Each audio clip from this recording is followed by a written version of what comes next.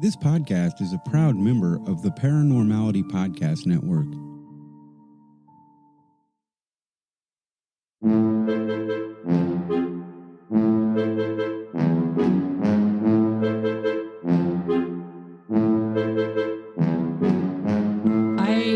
The second time. Yeah. Because the first time it's really focused on Pleiadians. And then I really got into the starseed part. So what I was thinking was, because I imagine going through the Pleiadian that you did a lot of Pleiadian research. I did Pleiadian research. I also touched on the starseed stuff. So I think we probably both ended up at the Gaia website, probably, I'm guessing. Yeah, that was one of the websites. It's really good, yeah. So I did, I've got some stuff on the Pleiadians and the Pleiades in general, and like the Pleiades in folklore and literature, a bit of the information on people who have had encounters with people from the Pleiadians or the Nordic aliens from the Pleiadians. And a few, I don't have any of the encounters really. I have one, but bits and pieces from other cultures. And then through looking at the Pleiadians and Pleiadians, it's such a fucking difficult thing. Pleiadians. Why are we struggling with saying Pleiadians? I was saying it right the whole time. Pleiadians. So like a plie in ballet with the DNs at the end. Pleiadians. He said as he... Pleiadians. If we did video, people would know that I'm now busy doing my plie arms. So the difference is now I'm confident about it. Before I used to say Pleiadians or whatever. I'd always that or whatever. In case I was pronouncing it wrong. We could just call them the Nordic aliens because that's the other thing that they're called, or the Nordic folk. No, we can't call them the Nordic folk because those would be. Or we could just pronunciate it correctly. We could just say Pleiadians. We could say Pleiadians. That would be like fine. Humans. You know? That would be okay too. Or Pleiadians. So yeah, I also got into the stars. I don't want to offend our star people. We don't know, and because they are living among us, and they're huge fans of the podcast. They are, because that's how radio waves work. And when we put things onto the internet and they're broadcast out there, somewhere in the Pleiades cluster right now, someone's like, "Fuck, these guys are funny." That's 500 light years away. But it is funny because my mom did say a few weeks ago when I was talking to her, she goes, "Have you and Xander," that's how she talks, "have you and Xander considered the possibility that one day the aliens could be listening to your podcast?" I was like, "Oh, I really hadn't thought about That's it." pretty much the reason why we're doing our podcast is because we're trying to just reach out to the other terrestrials, the extraterrestrials. I did not know that was the motive here. I've had it wrong the whole time. You told me it was going to be fun. You did not tell me there was an agenda. We're trying to represent humanity in its best and wittiest form with as much. We're trying to give them the full range of like human like communication. So everybody's all like, we must represent ourselves as like the human race. And we're like, no, we're fucking sarcastic and witty and bitchy. And we're all of these things. And the aliens need to know that. They need to know authentic human experience. None of that gold record, this is what we look like rubbish. And Mozart playing. Or sending our DNA across the universe. Well, I mean, come on. Send them some sarcasm, for fuck's sake. Let them get to know us. Okay, so what did you find out about the Pleiadians? Tell us about what you know about Pleiadians. Oh, by the way, this is Stone. Are we recording? This is Stone, yeah. I was just going to introduce. So you're Stone. Oh. And you're Xander. I know this Before we even go that far, I want to tell all of our listeners, that's the sound of my phone being irritating.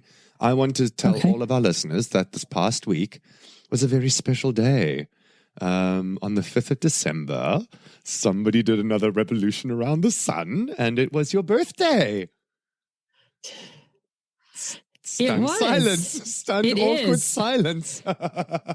It is. Like, I don't like to just celebrate it. For years, Sagittarians have it rough because for years, you get those birthday presents that are from under the Christmas tree. So, you're just one Christmas present short now, or you get the Christmas cake instead of the birthday cake. So as I got older, Christmas cake and happy birthday written on it. Yeah, that's so sad. I had to really, or things wrapped in Christmas paper. It is tragic, and people can't come to your birthday party because they're going to a Christmas party. So I had to pitch a fit a few years ago and say enough. And so I decided I would give baby Jesus Christmas Eve and Christmas, but I get the rest of December. Okay. That's what I decided. So it's your birthday month. It's your birthday month. Actually, well, my sister's birthday is on Christmas Day. And her big gripe is that people are all celebrating Christmas and they kind of forget that it's her birthday, and her birthday becomes this like sidebar. Oh, right. Merry Christmas and happy birthday. But the thing about the presents, let me tell you, it did not happen in my family, because when I remember being very young and I wake up and her pile was always bigger than my pile. I'm like, what the fuck is going on here? And it wasn't because she only got one birthday / Christmas present combined. Like she got double fucking everything. They were separate. They were separated, and she got double fucking everything. And I was always like, this seems a little bit biased, because as a kid, you don't really understand that. December is going to be like the most expensive month on my calendar, because it's my partner's birthday on the 1st of December. Then your birthday is next. I'm not complaining. Then your birthday is next. Your other partner. and then my sister's birthday is on Christmas Day. Plus, I add Christmas into the equation. Then my father is 2 days after Christmas. So for fuck's sake, like I'm going to start screening new relationships and friends according to their birthdays. I'm going to be like, you're in December. I'm sorry, we can't be friends. Like I'm all booked up. My December is booked. Like I can squeeze you in like April. Like May is a write-off as well. I can squeeze you in April, July. But anything outside of that, sorry, it's a no-go for new friendships in December. Hard no from me. It is interesting how we attract certain horoscopes, because there are certain months when somebody says like, I'm a Taurus, I'm like, I don't know anything about a Taurus or a Gemini, very little about Geminis. Aries, I can tell you anything about. Leos, Virgos, Libra, but the rest of them, Scorpio, I usually avoid, but you're my exception. It's weird. Like I've recently met a lot of people who say just exactly that. Sagittarians are blunt. We don't mix our words. We only really hang out with each other. Nobody else is really not good. Not so much. But like there's one of the other podcasters that I talked to, Mel, who does that, Mel and Shana, and the tangential downpour. She says she's got loads and loads of Scorpios in her life, which is weird. She's like one of those people who attracts lots of Scorpios. I seem to attract Sagittarians and Capricornians. Capra. Yeah, it's only been recent years I've been collecting Capricorns, but prior not so much that either. Leos I have like a visceral reaction to. Like I can tell somebody's a Leo within a few minutes of meeting them. I'll be like, and you're a dick. I was in an Uber in LA, and we were doing one of those share Uber things. And this girl, just the way she was complaining, I said, "Are you a Leo?" I was half joking. And she goes, "Yeah, how did you know?" Well, because you're a bit of a douche. So no, not all Leos are douches. My son's a Leo. Okay, my sister's a Leo. I take it all back. My stepdad, I know you have to take it all back now. But they, you know what? The great thing is you can't insult a Leo because they're so narcissistic. They don't take it. They're like, I'm sure there's a compliment in there somewhere. Let me snatch it out of the mouth of that insult. Yeah. my ex-boyfriend from when I was in university we were together for 6 years. He was a Leo. And he was one, but he was like, I've always had this thing with Leos, like even before him. And he was my exception to the Leo. Like I was like, you're not like the other Leos. He is so atypical Leo. It's fucking disgusting. But he just mastered. He hit it very well. Anyway, what are we supposed to be talking about? He knew. Leos. But Pleiadians, Pleiadians are from the star system. They're from the Taurus constellation. That was our beautiful segue, our very long-winded and windy segue. They're from the constellation of a Taurus, the bull. Right. Yes. Because they're stubborn. That's one of their traits. Yeah. One of their fun traits. Not the Pleiadians. Do you want to start off with star seeds for anyone who doesn't know what a star seed is? Well, okay. So star seeds, in a nutshell, are essentially like souls that are inhabiting on this plane in human form, but we're essentially seeded from the stars. So like we're souls from other planets that or other dimensions, whatever it is, living in human form in this existence on this time plane, in this dimension. And they're often referred to as indigo children as well. And I've believed for many, many, many years that I have the indigo quality. And I think people who are very empathic probably are star seeds as well. They tend to be you tend to be able to spot them because they are fair-skinned, blue-eyed, blonde hair. So # white people. Well, that's actually star seeds in general encompass all of it. Yes. So Pleiadians are more the Scandinavian looking look, yeah. Whereas other star seeds from other planets also have different characteristics. Yes. So starseed's like the umbrella for the rest of for the babies underneath. So I have a fun quiz. Ooh. Could you be a starseed? Ready? Let's go. Okay, you're quizzing me. Okay. I'm game. I'm in. Yeah. Okay. Do you have compelling eyes? Yes. Do you have personal charisma? Most times. I'm just going to answer for you. Now, this is one that's interesting because I think we've talked about it. O negative blood type. You don't know yours, do you? Yes, I do. I am O negative. Are you O negative? Yes, I am. O negatives are often Pleiadian, by the way. I am also O negative. I am O negative. And we'll come back to the blood type thing because I found a lot of fascinating things about that. Nice. Okay. Are you hypersensitive? All the fucking time. All the time. I'm having 7 personal crises right now. Like, I wasn't going to answer that one for you because I didn't want to hurt your feelings. So, are you hypersensitive? Yes. What would you have done if I had said no? There would have just been like a stunned silence on the other side. You know that? You want to think about that? Cackle? No, my cackle laugh. Like, excuse me. Snort laughing. Lower than normal blood pressure. I'm not sure how do you know about that? Like, do you feel dizzy? The doctor tells you. I don't know. The doctor tells you. No, my blood pressure has never been high, if that makes a difference. Like, I've never been told I have high blood pressure, so that's a good sign. I think things that are indicators of low blood pressure are if you can't withstand high temperatures as well, like very hot days, like you get a little bit lightheaded. So then I would definitely be on that list because I like the cool weather. I prefer cool over hot. Anyway, I'm going to say yes. I'm going to say yes, I have low blood pressure. You thrive on little sleep and do your best work at night. Yes, absolutely me. I like this one because I think most people could answer yes to this. Was an unexpected child. I mean, is anyone really on purpose? Really? I would probably guess that yes. Yes. I don't think my parents did an awful lot of planning. My parents are very young. Mine too. So, teenagers. Nobody chooses to have babies when they're teenagers. No one's like, let's settle down.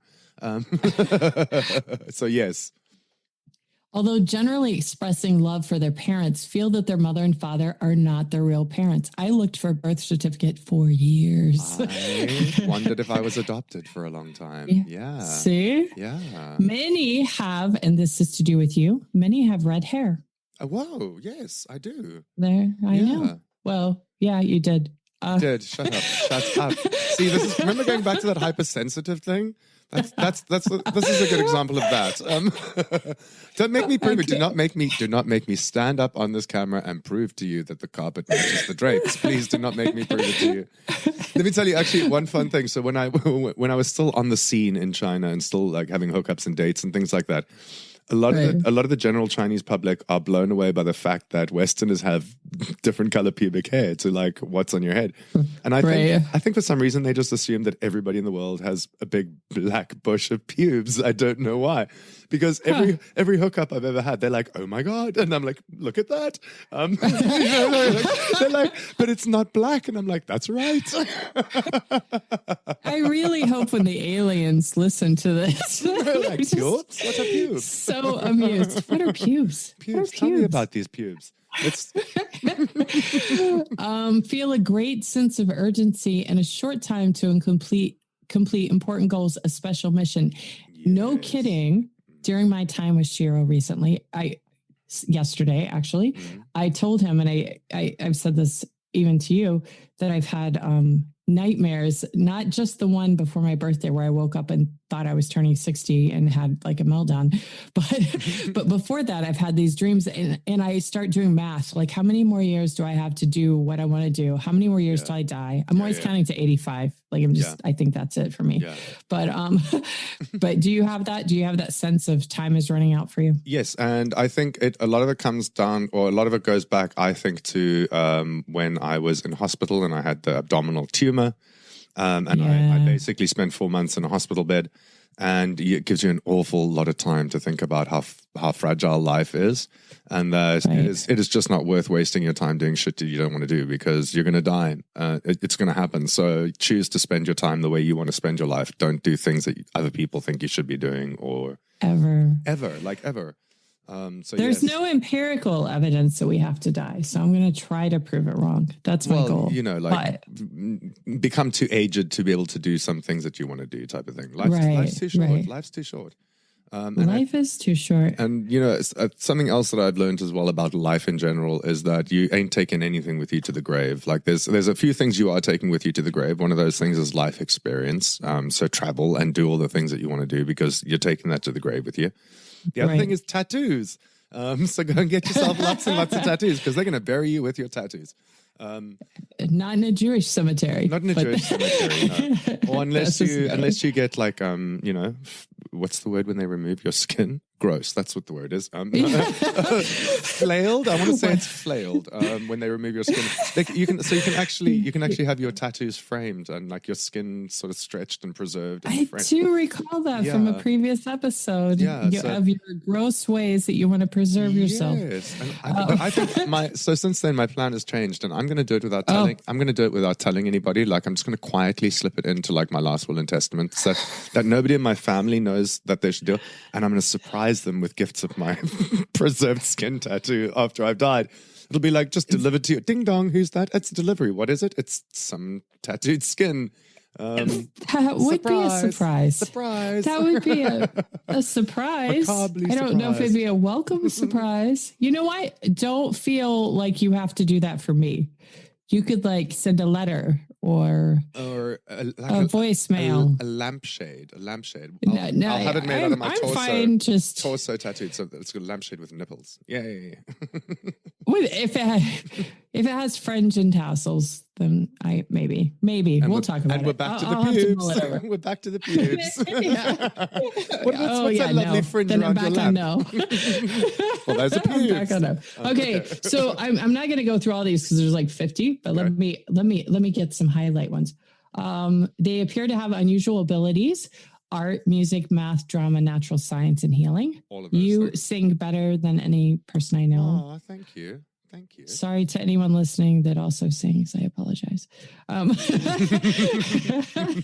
Sorry, you're all good too. You're all very good. But you're fine. Of course you hit that one. Yeah. Often have flying dreams. I love flying dreams. I can't say I've had flying dreams. I do get really? that. Yeah, I do get that like when you're about to fall asleep and you have that sense of falling, the like fall, free fall. I get that quite often. Or I used to. I haven't had it recently. I can't say I remember having any flying dreams, to be honest. Some people say that when you're having the falling dreams, that's actually the astral projection because you know your spirits. Is it like that's leaving? The is it feeling leaving you're or having? Leaving or coming back? With the umbilical cord. Okay. Yep. Okay. Suffer swollen or painful joints. I thought that was just getting older, but maybe. That is just getting older, yeah. 93% are empathetic. Yeah. Empathetic. Pathetic. I am empathetic. 93% are pathetic. I'm pathetic. They remember past lives from this planet as well as others. Yep. Have memories of birth or infancy. I remember drowning. That's my first memory. And so I was a toddler. I remember so many things from being a kid. I like things that things that when I've like mentioned them to family members, I'll be like, I remember that time. They're like, how the hell do you remember that? Like you were like 3. I remember a lot of my things from like my little childhood, my wee childhood. He has red hair, ladies and gentlemen. He speaks with a tiny Scottish little leprechaun.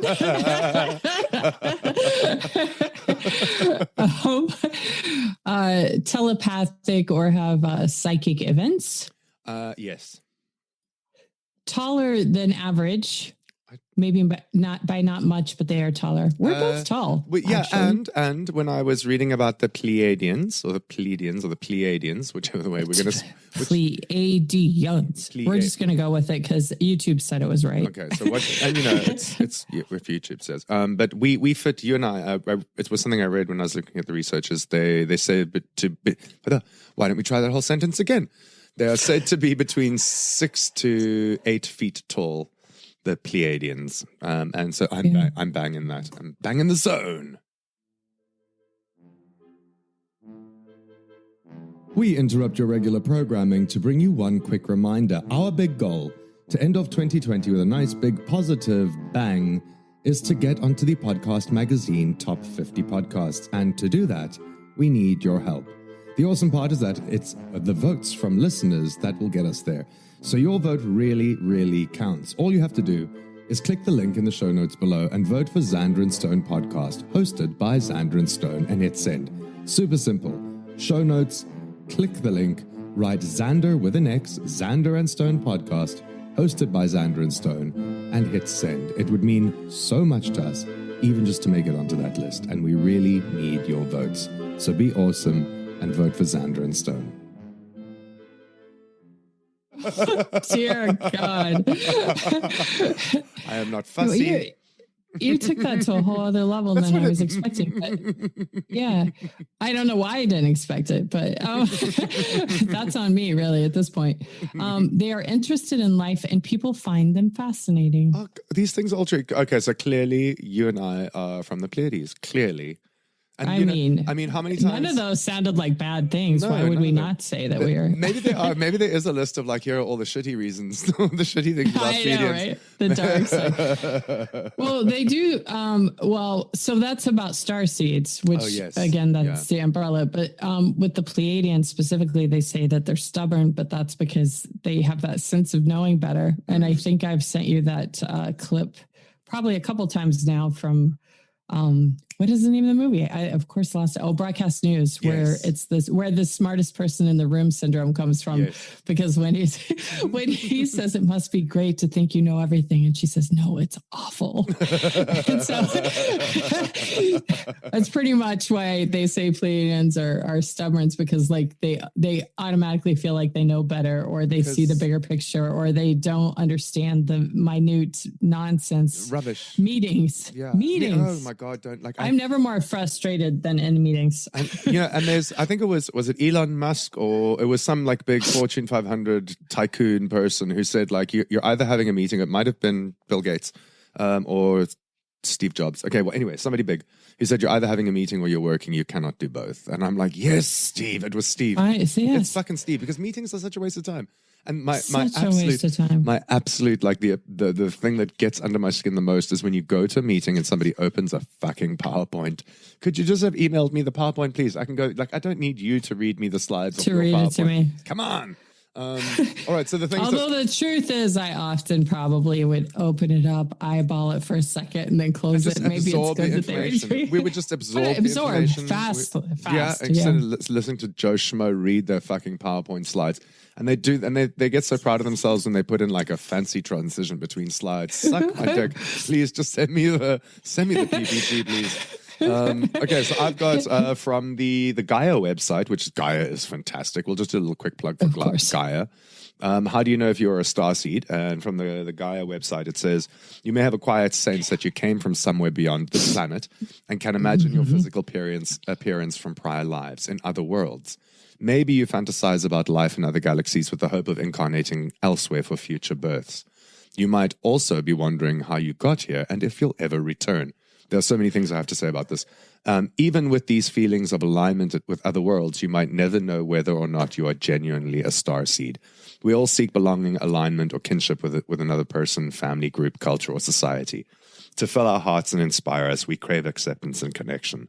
To help us identify where we might belong, we adorn ourselves with labels that make us feel special or unique. We might say, I'm a 7 on the Enneagram. I don't know what that is. Or I'm a recovering Catholic, which I understand that. Or I'm a conservative Democrat. We might even say I'm a starseed Pleiadian, to be precise, which is that is the label I'm going to use now. People are going to be like, what's your pronoun? I'll be like, Pleiadian. Thank you very much. And then it continues to say, whether they're based in truth or not, we love our temporary self-identities, the personality constructs with which we build our personas, relationships, and lives. When traditional titles and archetypes fail us, we hunt elsewhere, even in the stars.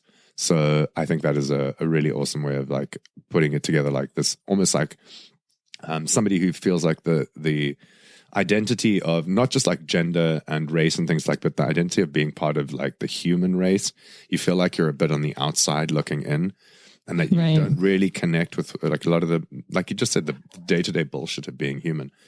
One of the things in there, though, and I know you and I have spoken about this quite some time ago now.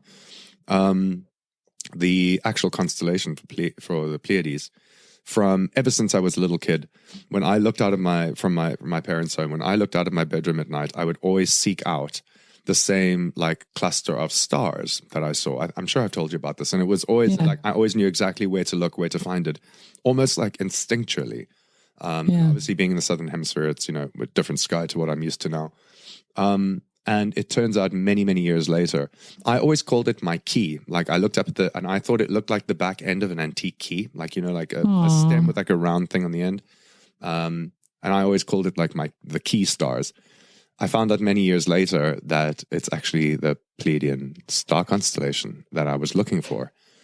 You were looking for home. I was looking for home. And you and I, how many times have you and I joked about this? Like when the mothership comes to collect us, don't forget to pick me up on the way. Please just do a drive-by. Yeah. And if one of us gets picked up first, we have to remember to go zoom over and get the other person. Don't get left that's behind. A rule. Don't get left behind. Yeah. So did you look up any of there's some Native American background as well? I did. Pleiadians. There's the Native American background in the Pleiadians. There's also the Australian Aboriginals. They also have a lot of connections to the stars, the Pleiadian star system. It's also in Greek mythology. A lot of them say that because it's one of the most noticeable constellations in the sky. It's not like surrounded by a lot of other stuff in the sky. There's not a lot like kind of cramping it, so there is. Out. We just can't see it. We just can't see it. Yeah, but it stands out in our sky. So it means that a lot of the different cultures and different folklore from around the world have attributed a lot of different meanings, from the Egyptians to the Greeks to the Romans to the North Americans to African cultures. It's in China. They call it the Mao, M-A-O. And it's essentially known as the hairy head of the white tiger of the West. But it's also known as the blossom stars or the flower stars. In the Middle East, the cluster of the Pleiades is called the Al-Turaya. And in Japanese, it's called Hokiboshi, which means dabs of paint in the sky, which I thought was quite pretty. And it's in so many different cultures, cultures. In Japan as well, Subaru means yes. Yes. I thought that was so interesting. The car, and that Subaru. And their symbol is the cluster. Yes, and I never knew that. And it was because the Subaru company is actually made up of a lot of different companies that kind of merged together and came up with the Subaru company. And it means united. And it means united. So. Yes, I also read that in my researchy bits. Yeah, I thought that's a little fun fact. Yes. So the Cherokees actually, the Cherokee Indians actually say that they are they're descendants of Pleiades. Yeah. And I'm part Cherokee as well, by the way. Of course. And then also, what was the other one? There was another Navajo called the Sparkling Suns. Iroquois petition the constellation for happiness. Yeah. The Lakota Dakota people say their ancestors are also from Pleiades. Okay. So there you go. And some of go ahead. No, you go ahead. Keep going. You're on a roll. Okay. Some of the starseed traits were it's a younger race because there's more than just one race. Sure. There's the reptilians and the Syrians, and there's a long list. Yeah. The Arcturians. And so there's often a male energy, which I've been accused of many times, that the energy is basically masculine. There's a clear presence of power and masculine energy, especially from the females. It can be an odd quirk that women are more masculine in their thinking than their men, and the males seem much more feminine and take a back seat to the women. That explains so much about our dynamic. Doesn't it? It was interesting. I did think it was interesting. So I was like, much. Okay, that settles it. Like of all the criteria to find out if your star seeds are from the Pleiadians, I mean, between you and that's the one that I'm like, absolutely, zero doubt about that. Oh my God. I know. It was and what we were talking about pre-show as well. It's quite on point. They radiate power. And then I knew number 4, I think will appeal to you. Intellectual, feeling, and sexual. So they're very intelligent and feeling creatures and can possess a deep compassion and love of life. They are extremely sexual creatures who are like the dolphins, which swim around having sex all the time with different partners. And make that weird dolphin sound. That's kind of my that's my trade. That's like my trademark thing. Is I'm reaching like climax as I start doing a kind of dolphin sound. Kind of like, I do too. That's so weird you would say that. That's a lie. And then I blow water out my hole and we're good to go. Like we're done. Again, really glad my dad doesn't know I do a podcast. That would be way too much information. Part of their spirituality is tied up with sex or the ultimate bonding with another, and much of their spiritual philosophy revolves around the sex act. And this is, I swear to you, I told you this. I'm sad to admit that I told you this, which is said to keep them rejuvenated, age more slowly, and reach higher planes. Because I actually looked it up because somebody had very nicely talked about how young I look, and I researched it, and Lady Gaga had said orgasms are what keep her young, because I had said the same thing, and I was like, oh, me and Lady Gaga. But apparently that's a thing to feel like it rejuvenates you and makes your skin more. I mean, okay, but so it does. Science even backs that one up, though. It really does. Are we putting are we orgasming and then putting it on our skin as like a rejuvenation type of serum? Well, they say like you're, the blood vessel rush and everything. Okay, all right. Yeah. So I can stop with those facial cum shots then, because then that's just unnecessary. Stop. Yeah, you're good. You don't have to go that extra mile on this one.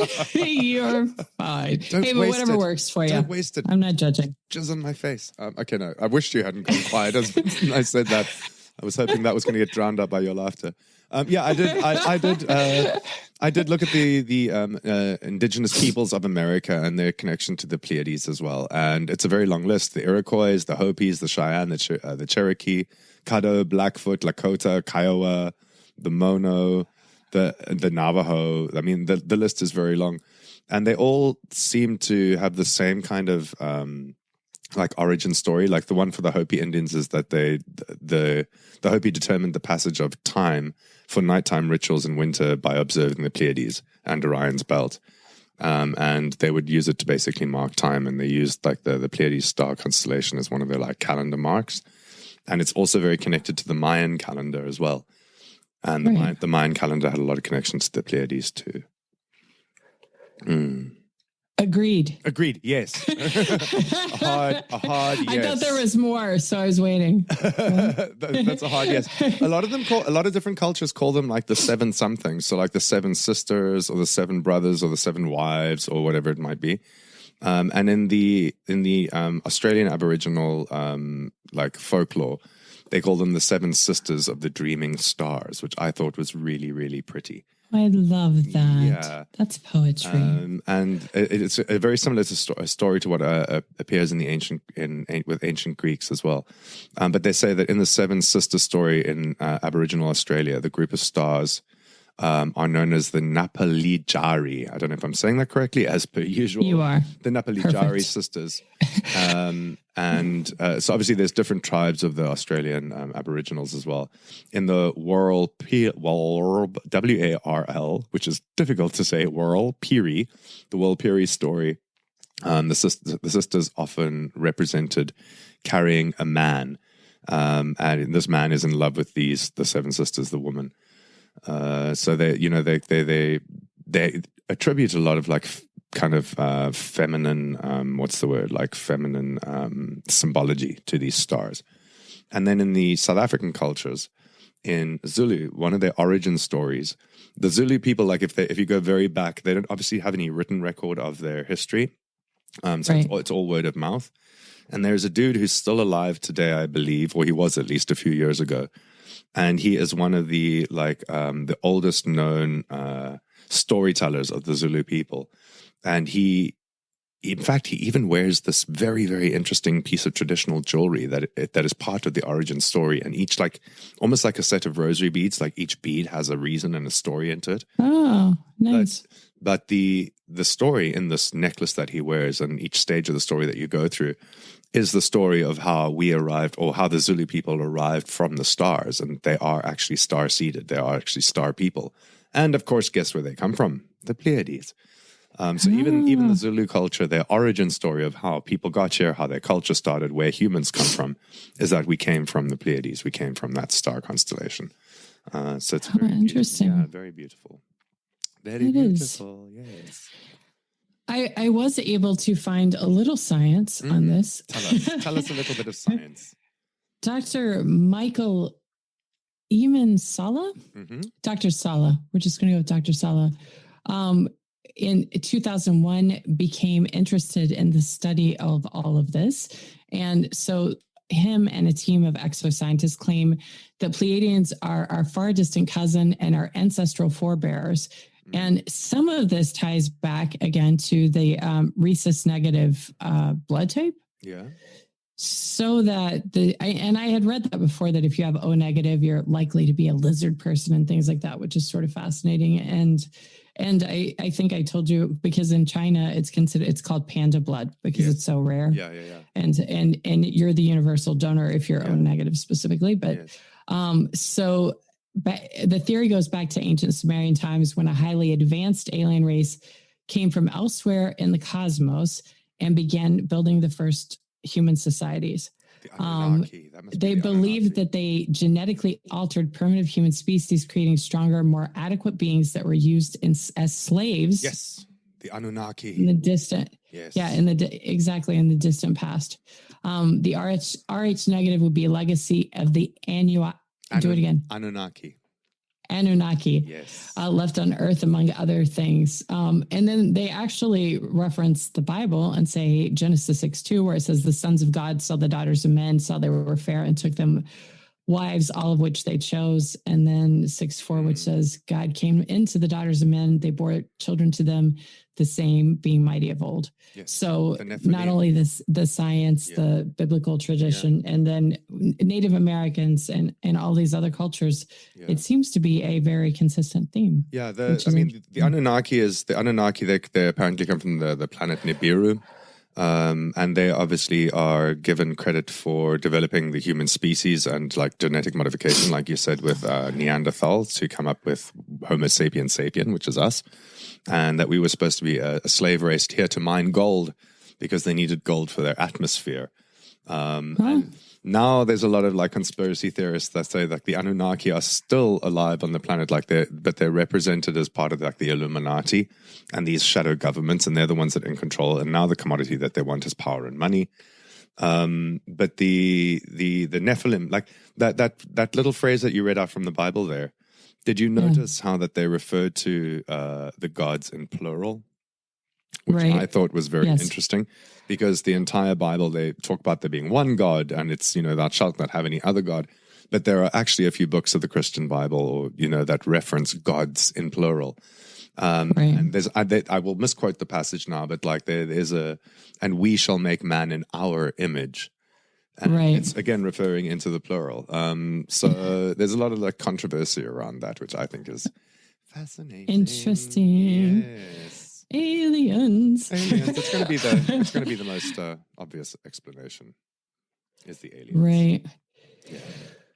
Yeah. So, and if you look at all the money that NASA is putting in and China is putting in, a lot of the to space exploration, trying to get messages to ETs and redesigning DNA and then sending those signatures, it just seems like we're not the only ones. Even in the science realm, they're really looking into this much, much further.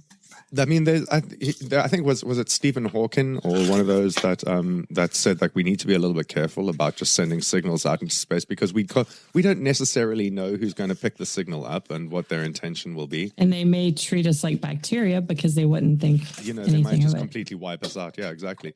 I know like one of the lists of the different alien races that are supposedly out there, and particularly the ones that are visiting Earth, and there's a couple of different races who are competing for power on Earth and things like that. The Greys are supposed to be the ones that we need to be the most wary of, And there's a famous, we'll have to cover it in another episode, but there's a famous broadcast that was received by a guy that it was received in binary code. If you go and check out Earth Files, Linda Moulton Howe, who is one of the most amazing researchers and ufologists out there. Like, this woman is a god. I messaged her on Instagram. I'm like, hey, Linda. But like, of course you did. Of course I did. Like, if I could ever choose somebody who I could be like mentored by, like who I could learn from, I'd be like, Linda, I'm coming to hang out with you. She's absolutely amazing. She makes scientific, like the scientific perspective of ufology very, very accessible to like lay people like myself who don't understand quantum mechanics and things like that. She's done a lot of research into different alien races and like things like cattle mutilations and abductions and things. She's one of the leading journalists in this field, and she has Earth Files. Shout out to Linda. Hey, Linda. Hey, Linda. I try and she's awesome. I know she listens to the podcast. So shout out to you, Linds. I watch her live YouTube videos all the time. Where was I going with this long rant?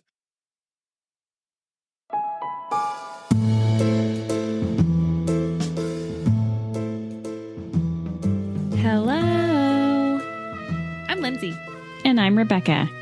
And we're the hosts of the I Have a Strange Story podcast. We didn't do it. Well, we'll see. Listen in as we retell your personal paranormal stories.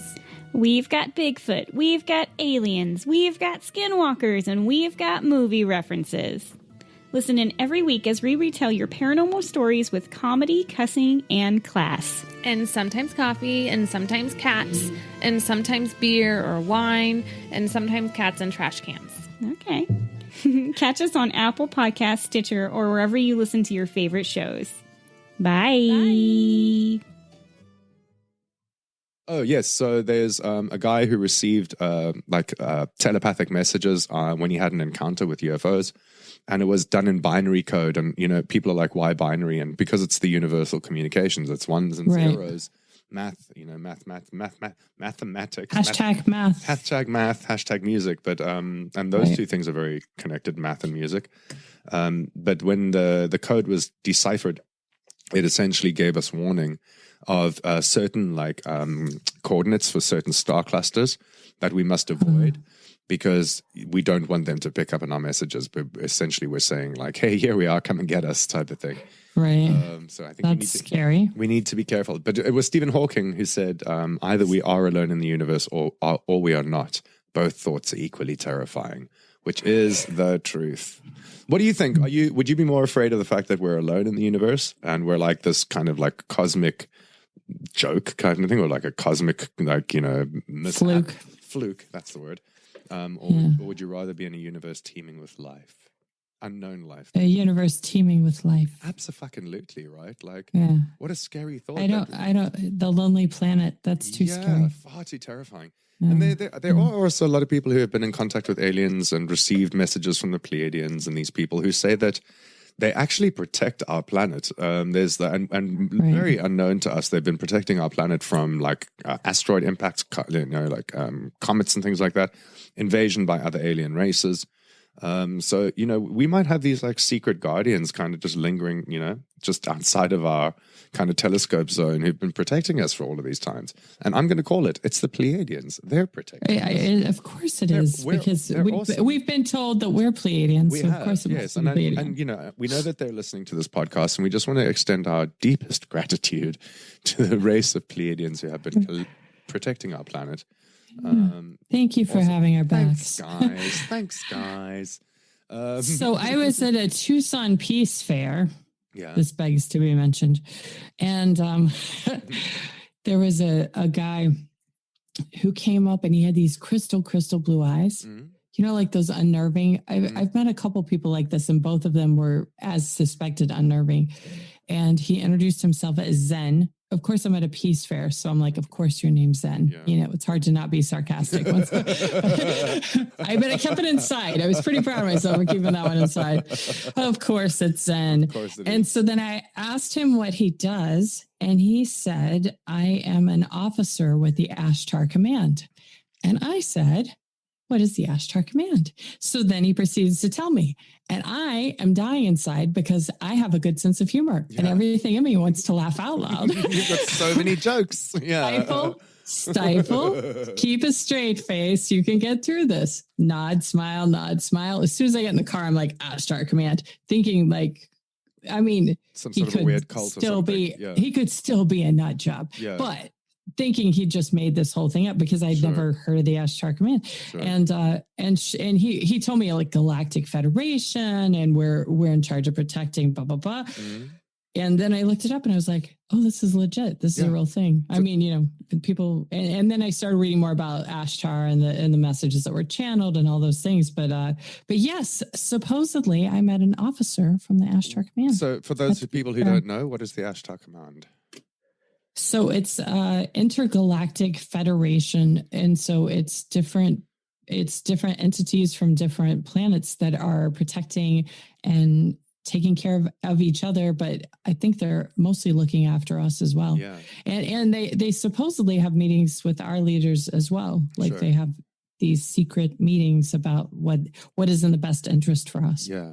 And there's, I mean, like, I think as far as it goes, like with all these different like advanced alien species and them all being far, far, far more advanced and more advanced in not just technology and thought, and like, but they're advanced in years as well. They've been around a lot longer than we've been around. And we're kind of like I think as a species, humans, we're kind of like that embarrassing side of the family that comes over at Christmas that you don't really go and see for the rest of the year, but you know, you have to see them at Christmas.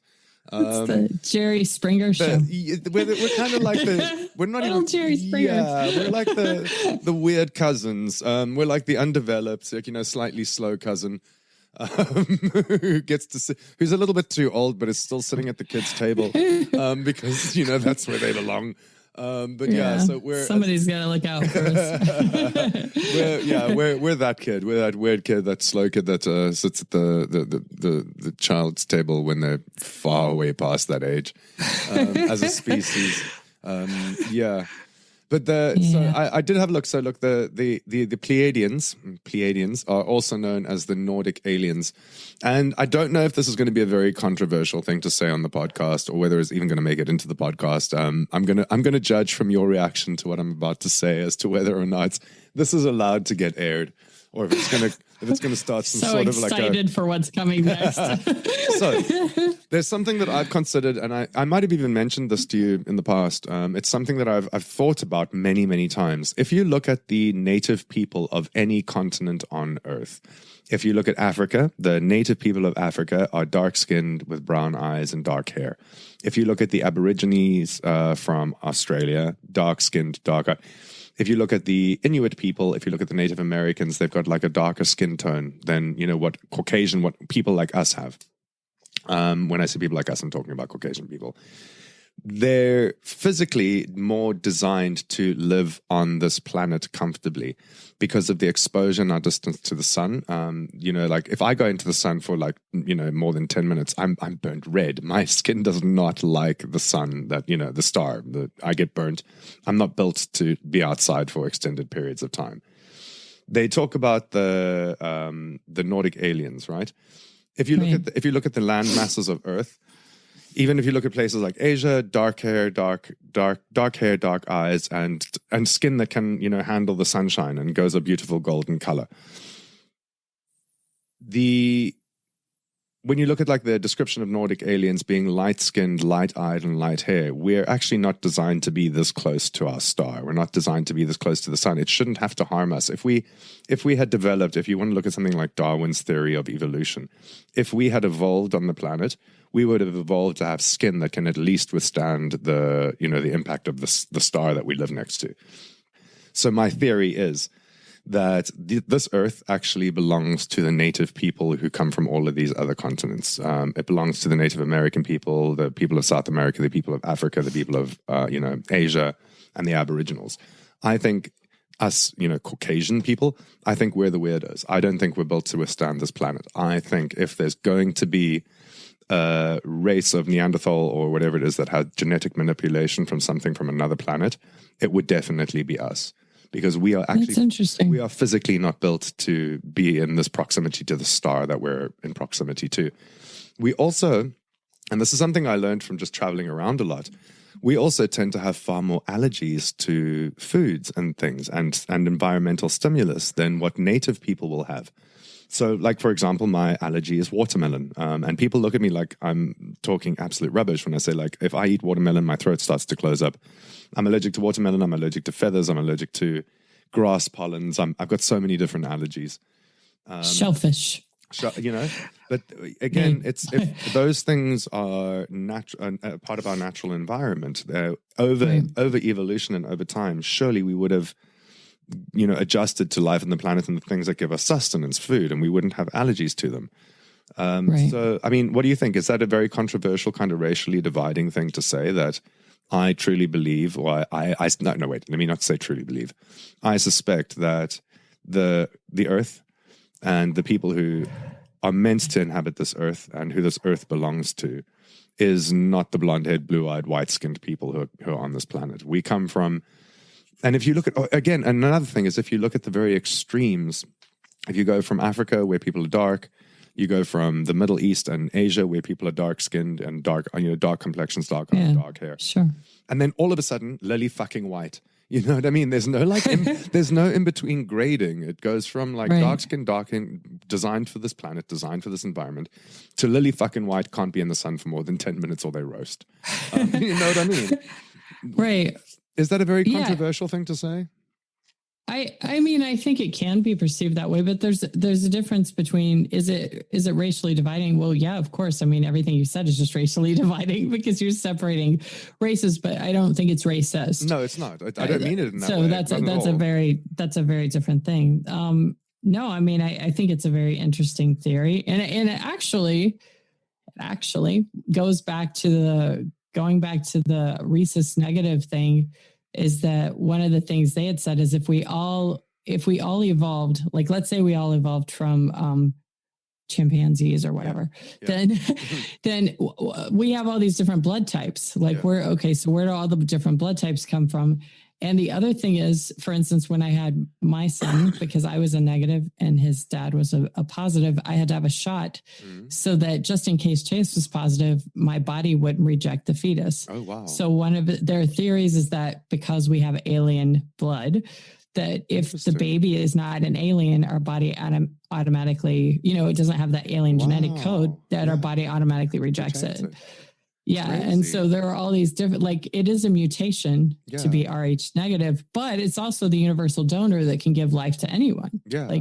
That's why you give blood, is so that you can save people. So it's interesting because really when you're thinking about how we've evolved or how we've changed or how we've adapted, I mean, I agree with you that then why didn't these other things adapt as well? I mean, I'm by no means saying that like our whatever skin tone or whatever is superior to any other. Absolutely not. In fact, actually, you're saying that we don't belong here. It's inferior. I think it's inferior to what belongs, what is native, what is natural, what can native and native to this planet and can survive and thrive in this environment. Even down to the fact that if you look at an African person's natural physique. And like an African man is naturally a very muscular, strong-bodied man. You know what I mean? They, for fuck's sake, seem to be able to do it without any effort at all. You know what I mean? Like just naturally gorgeous bodies with a perfect ass and abs. Fuck you.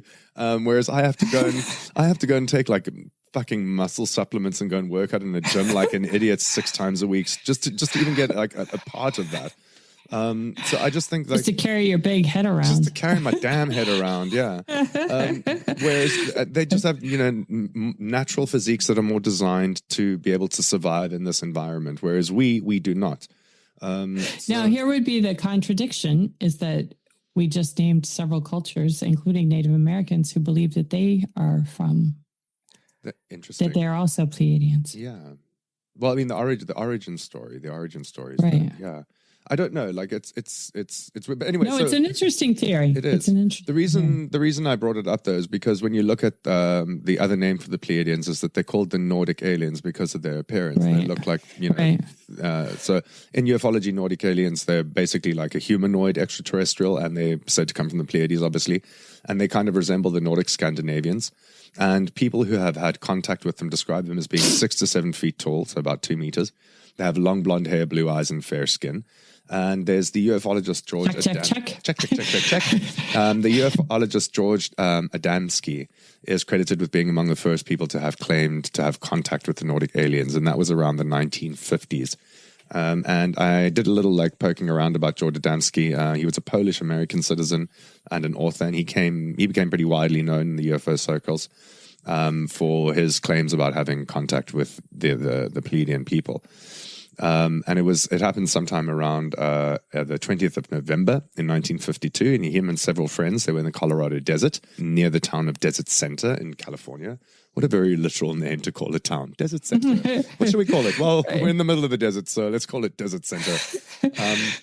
But they purportedly saw a large submarine-shaped object, so like the kind of cigar-shaped UFO. It was hovering in the sky, and believing that the ship was looking for him specifically, because how you get testicle of him. See that thing floating in the sky? He's a Leo. Looking He's for a Leo. me. He must be.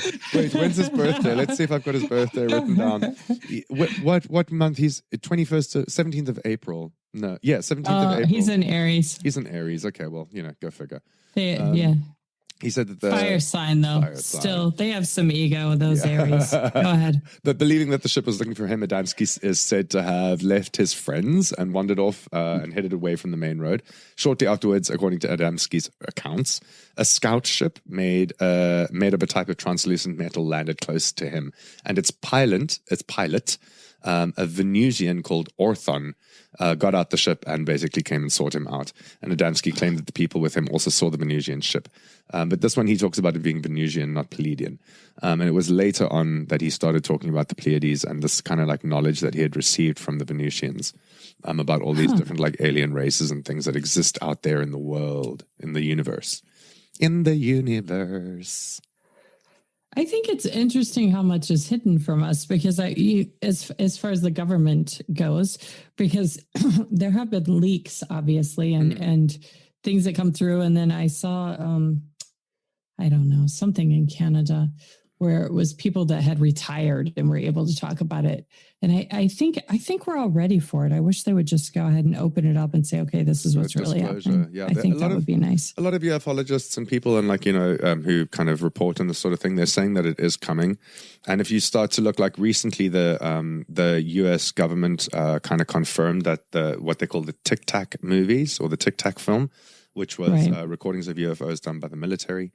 But there's been a lot of governments who've been very, very open about it. If you look at the Mexican government and I think the Brazilian government, they've always been very open about this whole idea of extraterrestrials and UFOs visiting the planets and being in the skies and things like that.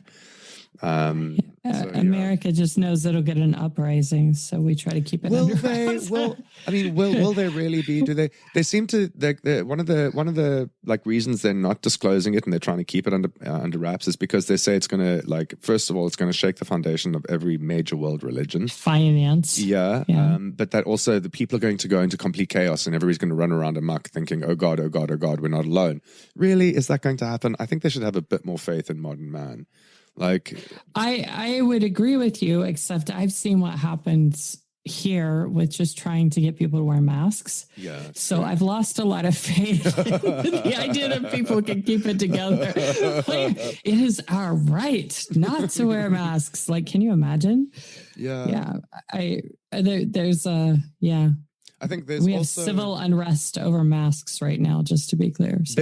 There was also, it was the George Bush Sr., I believe, who alluded to the fact that there were extraterrestrials, knowledge of extraterrestrials. There was a famous speech that he gave. I'm going to hazard a guess and say it was before the Desert Storm or during Desert Storm, when he was addressing the nation and talking about the war in the Middle East. It might have been Afghanistan, or I think Afghanistan and Desert Storm are the same thing. But he basically said, we will, I'm going to horribly paraphrase what he said now. But he basically said something along the lines of, we will become united as a people when we share a common enemy, like an extraterrestrial enemy.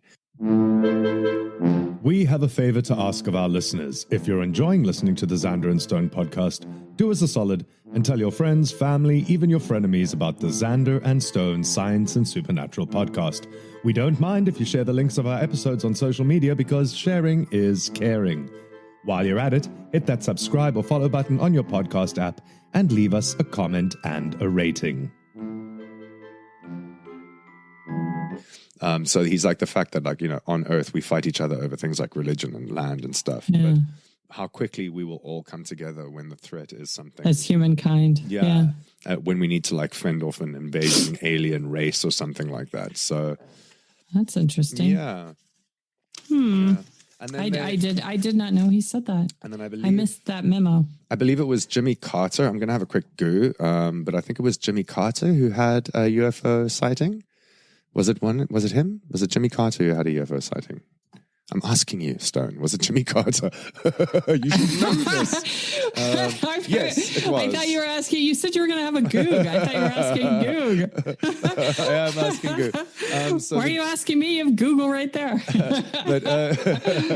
So he had the sighting of the UFO before he became president, when he was still the governor of Georgia. And while serving as the governor of Georgia, Carter was asked to file a report of a sighting by the International UFO Bureau in Oklahoma City, which he did in September 1973.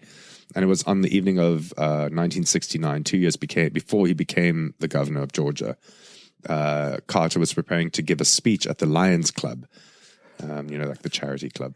I got a scholarship from the Lions Club. Did you? My parents I were. did. My parents were members of the Lions Club as well. So it's very good. Shout out to Lions Club for helping me with my theater scholarship. Yay. Go ahead. Thanks, guys. But at about 7:15 p.m. Eastern Standard Time, one of the guests called his attention to a strange object that was visible about 30 degrees above the horizon to the west of where he was standing. Carter described the object as being bright white, and as being about as bright as the moon. And that's pretty fucking bright. Like, that's something you'd notice. That's something you'd notice in the sky. It was said to have appeared to have closed in on where he was standing, but to have stopped beyond a stand of pine trees some distance from him.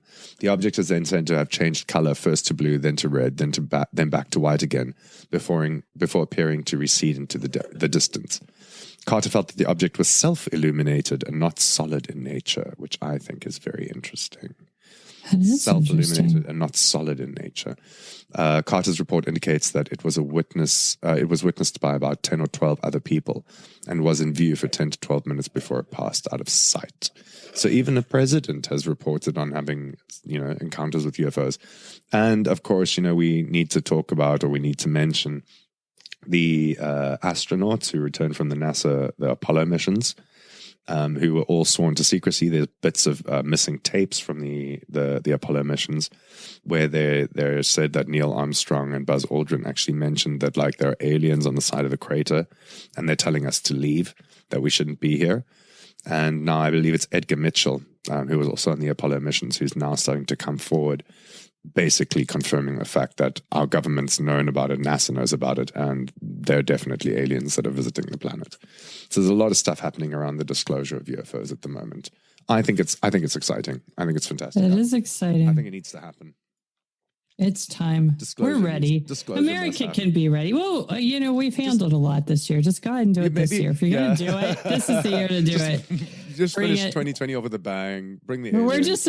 We're tired. It's time. I mean, this is the time. Get us while we're vulnerable. Yeah.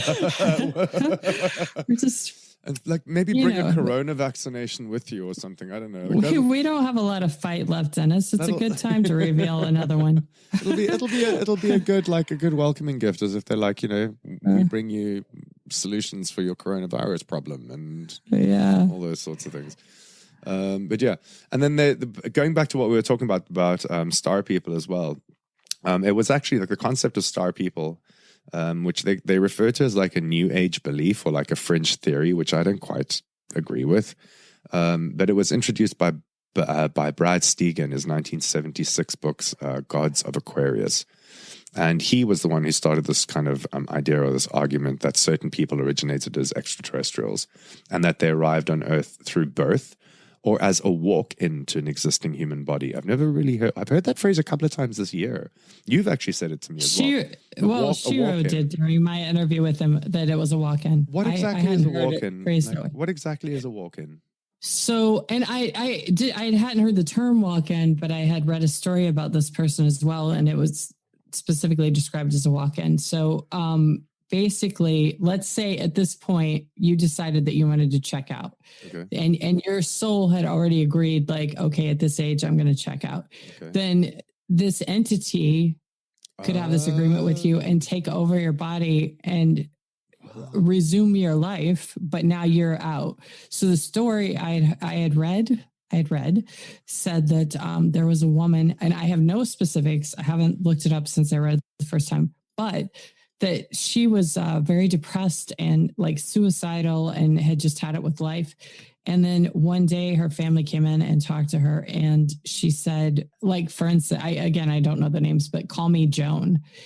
And so it could either be a personality, split personality, but she said she was a walk-in, and the whole family has embraced her as part of the family and calls her by this other name, and specifically believes it's another soul that's inhabiting her body, and that their mom's gone. I've met somebody who had a similar story, but not, I'm kind of only making the connection that the story was similar. This was not in their words. Right. I worked with a guy when I was still working in theatre back in South Africa. So obviously we're talking good 10, 15 years ago now. I'm reluctant to say his name because I don't want to, I haven't got his permission. But the name that he uses now, he said that he had for his first name and his last name, he had completely changed his name because he had reached a point in his life where he no longer wanted to be alive. And he ended up in a hospital. I think there was a suicide attempt, if I remember correctly. And what he decided from his hospital bed, or in that time as part of his healing process, was that he was going to completely change the identity that he, like who he is in his identity. And he came back and he, went back into the world after healing or whatever it might be, as this completely different person with a completely different name. And it was over like a dinner party that he had. He was the director of one of the shows, and he invited a few of the cast members, a very small group of us, over for dinner. And he had told us about this story. And he said from the moment that he changed his name, everything in his life, he had made a decision that everything in his life was going to change. Everything would be different. And he said, and what he said was that in an attempt to kill myself, I didn't kill this body. I just let that personality, I let that soul go so that a new one could inhabit it. I wonder if he was a walk-in. Huh. That's interesting. And at the time, because he basically described exactly the concept. Exactly. And, at the time, I was just like, we're all theatre people. How very dramatic. The soul has left my body to welcome a new. And I wonder now if he was, without even realizing he was actually being very literal in the way he was describing it, but maybe not being conscious of the fact that he was just, you know what I mean? Or maybe he was being conscious. The most obvious place to hide is in plain sight. Yeah, but in plain sight. Yeah. So, and it makes me again wonder how many of these experiences you've had, and you're just now putting together the puzzle pieces, because maybe you keep saying I haven't had them, and then they keep coming up. And they do keep coming up. Maybe that's part of my spiritual awakening, is to do this podcast and work through all of pieces. These and put all these pieces together. Yeah, exactly. Yeah. And then, I just figured out ball lightning may be an orb, so it's working for me too. We're gonna figure life out together, Stone. We'll be fine. Right? We'll be fine. Step by step. We're gonna be we're gonna reach Buddha Vista. We're gonna reach enlightenment on a podcast one day. Everybody will be here to see it. One episode at a time, or hear it more likely. But I know you've mentioned. I think it was you that mentioned Travis Walton to me as well. The guy in Arizona. I did. Did you watch it? I haven't watched it yet because I can't find the movie, and I'm cheap and I don't want to buy it. I don't want to pay for it. But Travis Walton is also connected to the Pleiadians as well.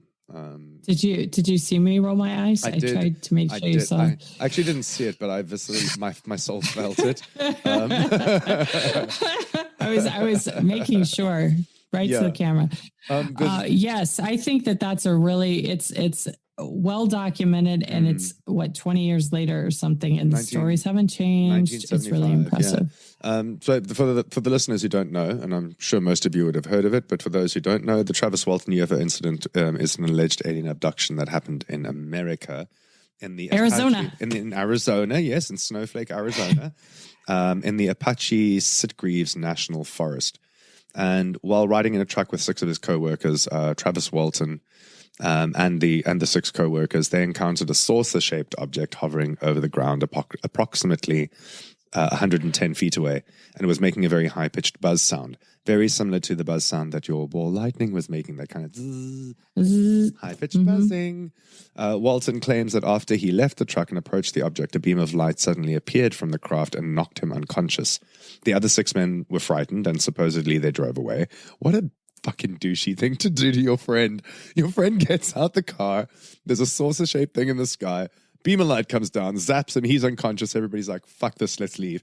And they saw him lift up. So they just left their friend. They were like, fuck this, we're out. I mean, out of the 6 of the people, you think one of them would be like, guys, should we maybe try and help him? They came back. They came back. Yeah, I know, but by then, too little, I might drive away for a second, be like, God, we got to go back. Damn it, got to go back and get him. The self-preservation part of me is probably pretty active there. I want to defend them because I think your initial instincts run, and then your next thought is, hang on, yeah, God, damn it, I got to go back. Yeah. But Walton then claimed that he woke up in a hospital-like room and he was being observed by 3 short, bald creatures. He claimed that he fought with them until a humanoid wearing a helmet led him to another room where he blacked out as 3 other humans. Again, I'm doing, the air quotes, humanoids, put a clear plastic mask over his face. Walton has claimed he remembers nothing else until he found himself walking along the highway 5 days later with the flying saucer departing above him. And the reason, he actually, like you said, his case is very famous because the story has stayed so very consistent over time. It's not been embellished anymore. And they did tons of lie detector tests. In 1978, he wrote a book called The Walton Experience, which I believe has now been made into a movie, but there's an even better movie called Travis, which you told me about. That's the good one. Documentary. Yeah. And the 1993 movie based on his book Fire in the Sky. Fire in the Sky. Yes, Fire in the Sky. You should be on we should have a Jeopardy round. Got it. Nailed it. 200 points. I know these ones. But the book, The Walton Experience, still detailing his claims, which then became the basis for the 1993 movie, The Fire in the Sky. They decided that Walton's account was too fuzzy and too similar to other televised close encounters, so that they ordered the screenwriter, Tracy Torme, to write a flashier, more provocative abduction story. So like the documentary Fire in the Sky has actually been Hollywoodized. So the better one to see is the Travis documentary, because that's a lot closer to the truth. And apparently, the Travis one's a documentary. The other one's a feature. Yeah, so it's not even a documentary. Oh, I was under the impression they were both kind of documentaries.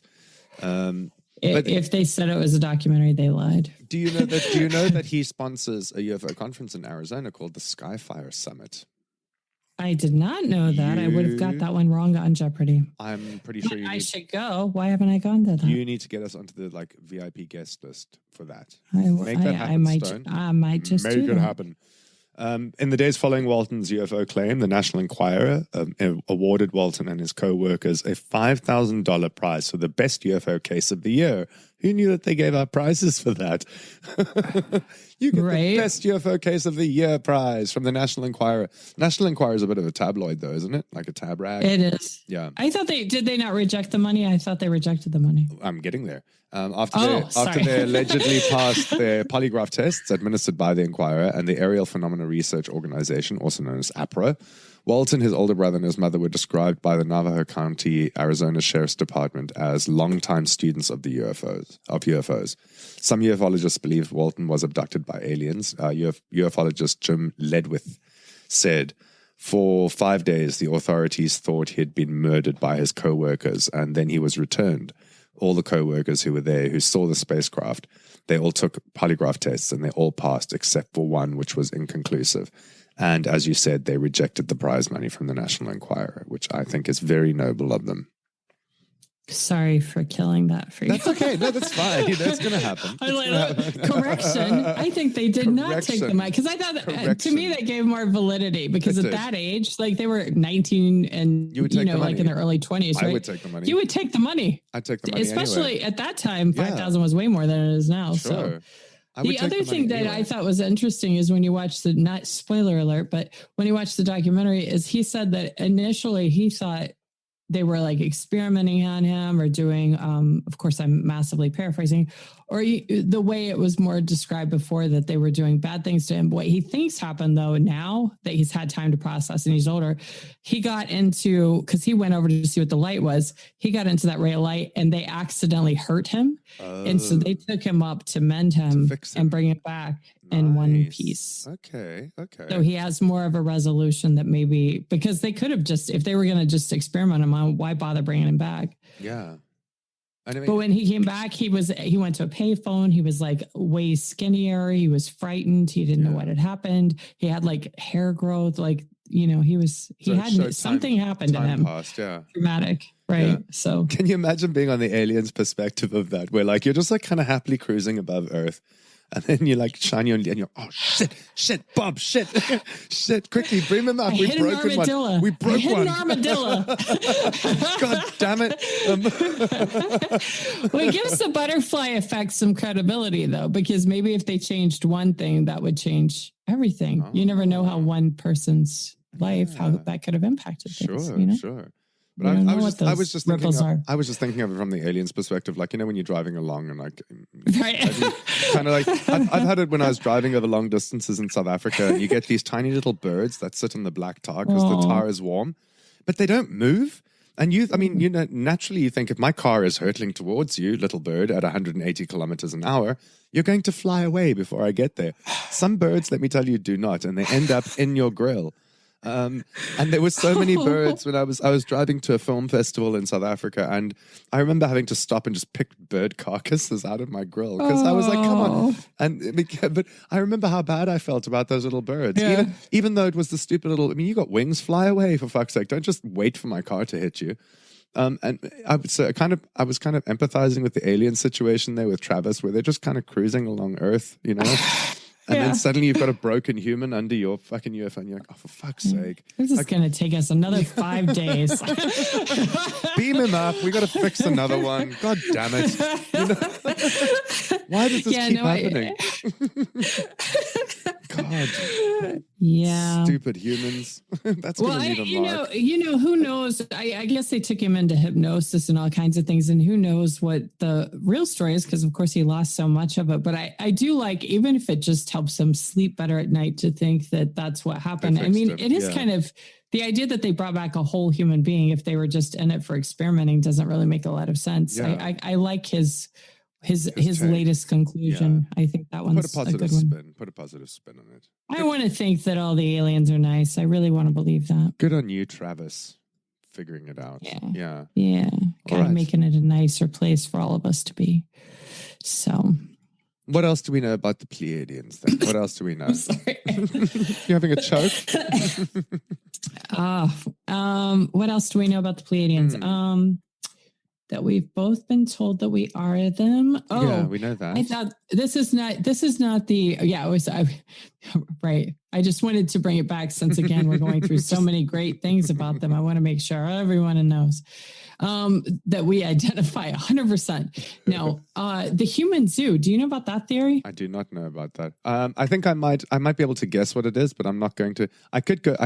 Guess. All right. So guess. I think the human zoo might be something to do with like the fact that number one, that we're genetic manipulation, and that things like the abduction experience and the cattle mutilations and things like that is that they're collecting our DNA, so that should anything happen to our species, that they'd be able to kind of like Noah's Ark us, that they'll be like, our DNA will be in storage somewhere and they can repopulate the planet should anything go wrong.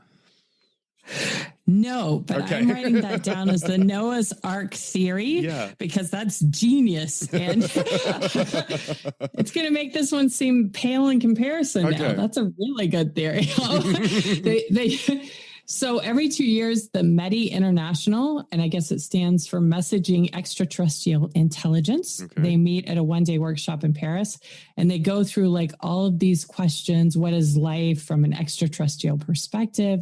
So some of the questions they ask are extraterrestrials staying silent out of concern of how contact would impact humanity, which is kind of what we've all talked about. Sure. Should we send international radio messages to nearby stars to signal humanity's interest in joining the Galactic Club?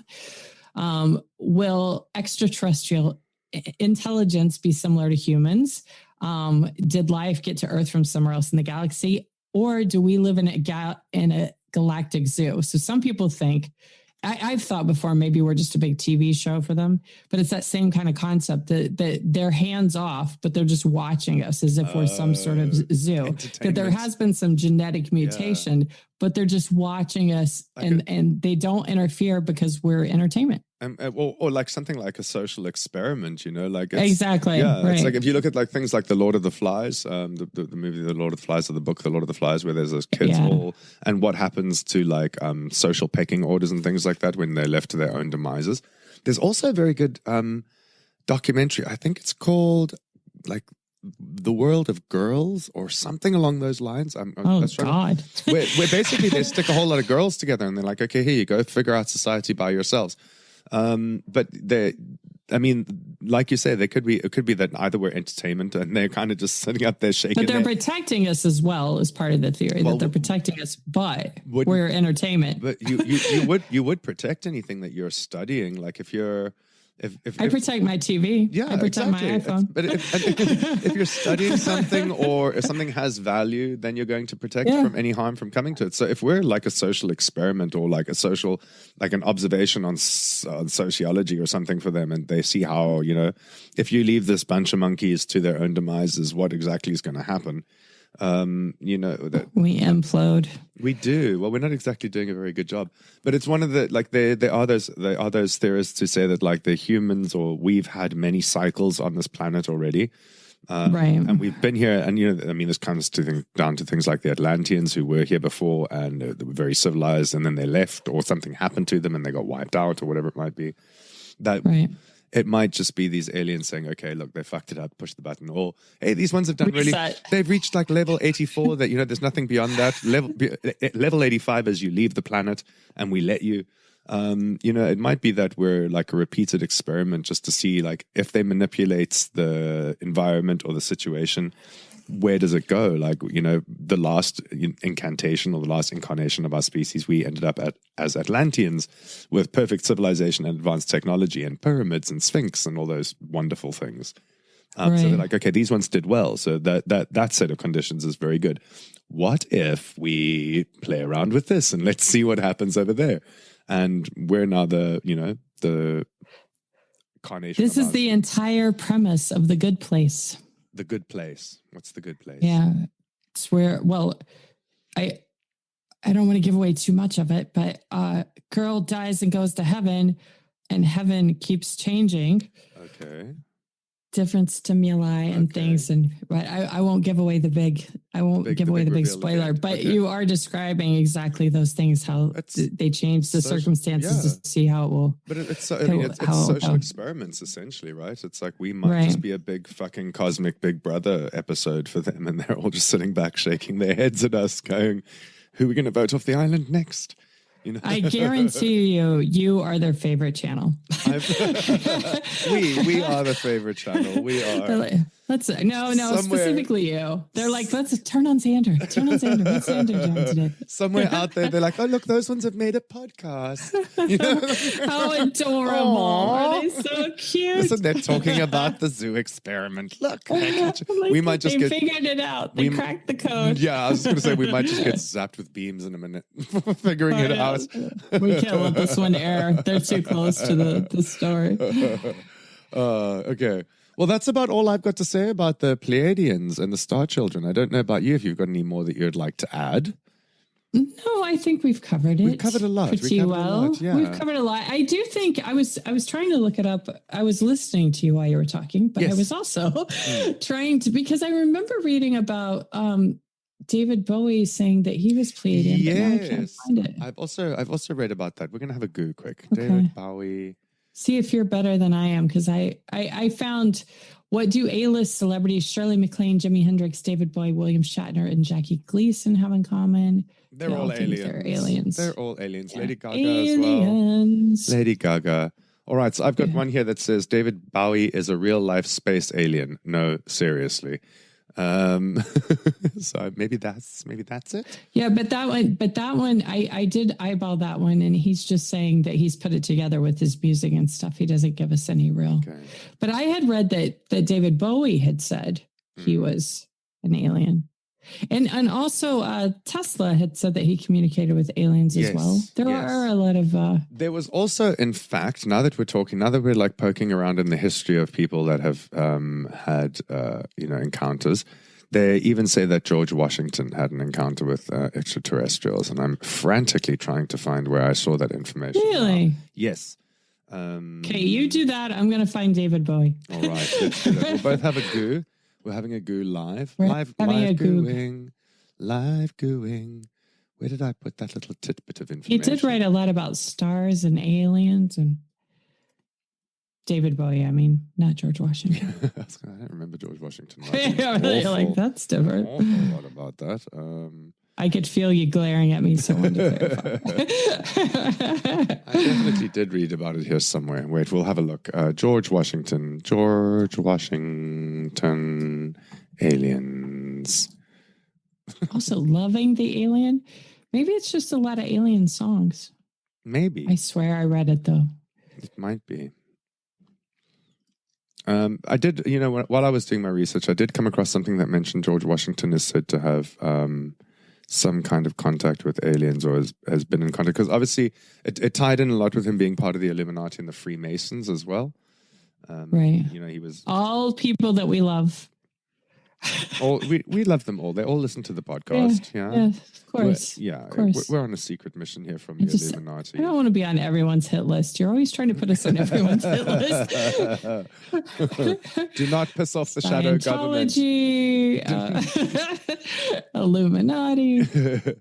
If there's any religions or cults or anything like that are going to give a little bit of credit to Pleiadians and major world religions, it would be the Scientologists and